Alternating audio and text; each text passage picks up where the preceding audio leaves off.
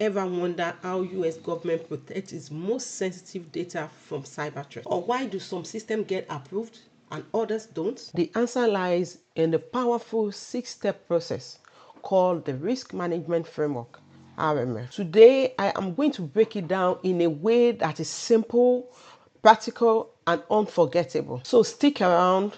This knowledge could land you your next cybersecurity job. What is RMF? The Risk Management Framework is a structured step-by-step process developed by NIST.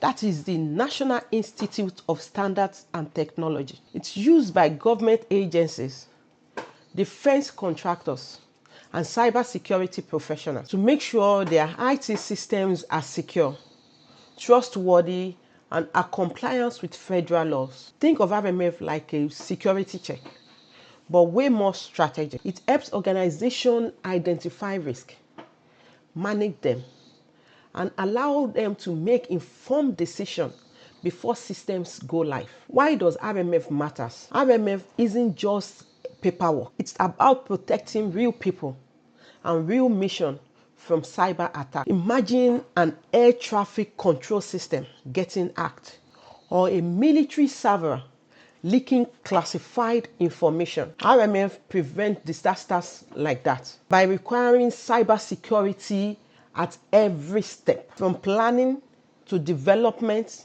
and beyond. So now that you understand the risk management framework, drop a comment below and let's discuss. In my next video, I will dive more on RMF in more detail with real world scenario.